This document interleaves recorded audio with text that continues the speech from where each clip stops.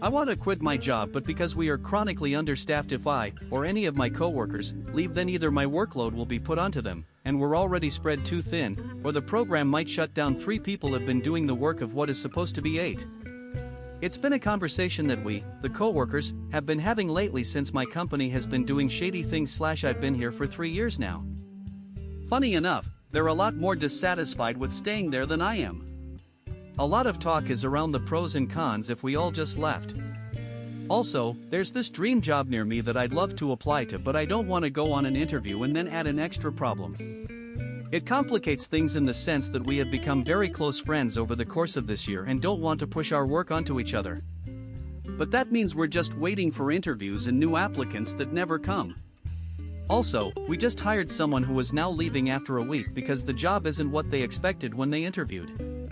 Yay 2020. I was an irresponsible teenager for the first time tonight and I loved it. I didn't do anything crazy.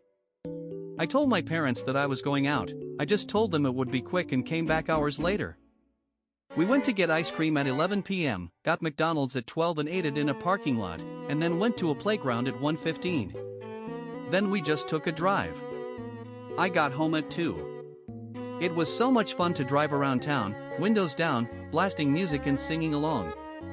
I'm 18, it's not illegal and my parents can't tell me no anymore, but it just felt so rebellious. After so many years of being so afraid of getting in trouble, it's great to finally feel free like this. Edit, can't believe people are still finding this. I've seen this on both Instagram and TikTok with over 300,000 likes. What? Glad y'all are enjoying my night of rebellion. I'm dying and I'm scared. I am 22 years old and have a brain tumor, and I have less than a year to live at most. As a Christian, I find comfort in thinking that soon I will join God on the other side, but I am scared and sad about my fast and seemingly pointless existence. I was always a shy and silent kid both online and in real life, so I feel like my existence didn't have any impact on this world. I thought I would have a career, children, and a rather normal life, which would have been enough for me. Instead of that, I now wish, as my last wish, only to be able to die in my home country, and that appears to be difficult too. At least, I will reunite with my mother in heaven, and that makes me happy. Thank you for listening to me. I'm suspending my business because of what's happening in China. I design and produce stuff in China, then sell it for profit either locally or on Amazon. What's happening in China is disturbing, and it's just not Hong Kong. Uyghur Muslims are facing a genocide. I don't know what it is. I don't know why Hong Kong is getting much more coverage. However, their mission is important. Uyghurs have no one to call for them. So I suspended production, stopped it completely, paid what's due and stopped. I hope that the rest of people like me follow through. I understand that this will hurt us, but Hong Kong and Uyghurs depend on us. Apple, Google, NBA, Blizzard, and countless other companies have bowed down to their Chinese overlords. It's time we show Hong Kong and the Uyghurs that if these corporations are not with you, we are. We the people.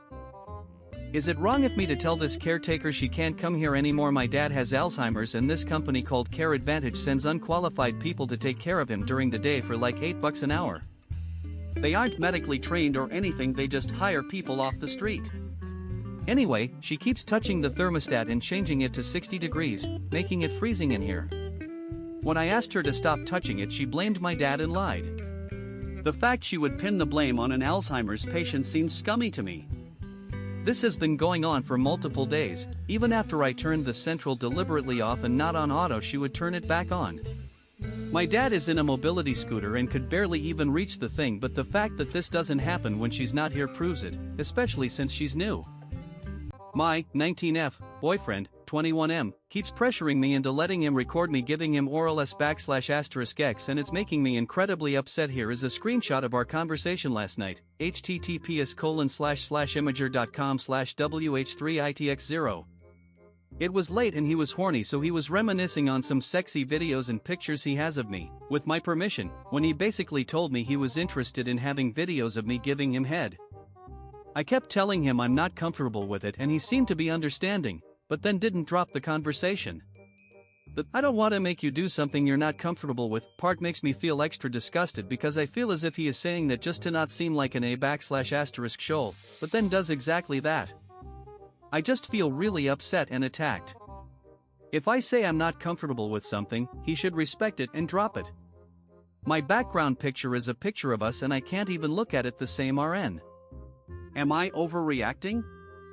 My best friend and I broke up last night, so basically my ex-best friend and I broke up last night. She and I were mad at each other, so we just weren't talking. And it was fine, not ideal but fine. I posted some pictures of a pool, to which she replied with drown w\*or. And she kept replying to all of my posts with die and stuff like that. I asked her if she was serious and she said, "We'll never know." To which I replied with, "I'm going to read between the lines that we aren't friends anymore." And then she said sorry and said, "I had a bad week and you know what, I understand, but the second you start telling me to die and all of that, to then pass it off as a joke and give a half-ass apology, that's when I leave." It hurts because we had been best friends, but like I did it out of self-respect. She's probably talking about me and s\*it. My family cat was accidentally washed in the washing machine and I can't handle the thoughts that I am having. Last night my family cat was found after my mother finished a load of laundry.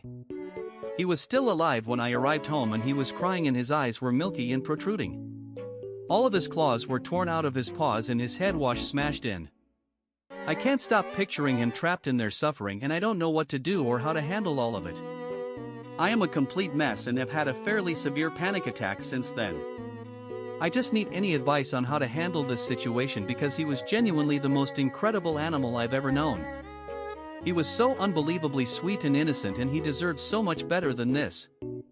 He did pass away soon after, but I feel like he suffered much too long and having to think about it all is unbearable. My friend wrote fanfiction about k\*lling me. How do I handle this? Not sure if this is the right subreddit for this, but my friend, 23M, wrote a fanfiction about brutally m\*writering me, 20F, and then having s\*x on my bed with a fictional character, right by my corpse. He very proudly sent it to our group chat with our other friends 2 days ago, without any forewarning or asking. I haven't spoken to him since, as it's now winter break, so I don't run into him on campus/in class. I'm not sure what to do. I'm just extremely uncomfortable right now. I didn't know he was writing this, he didn't ask to, nor did he ask before sending it to our group chat. Our friends flooded it with texts boiling down to WTF?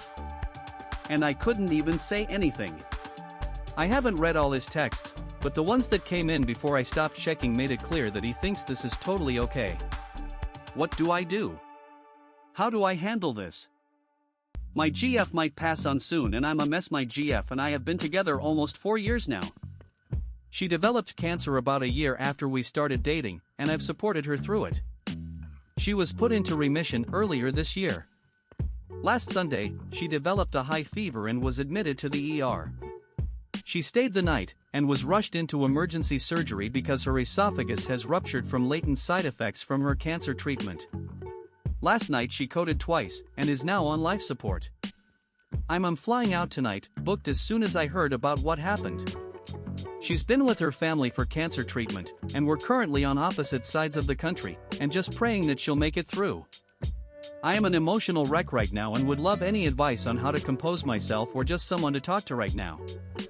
Update, https://www.reddit.com/r/advice/comments/cn53gf/update_my_gf_might_pass_soon_in_a_mess.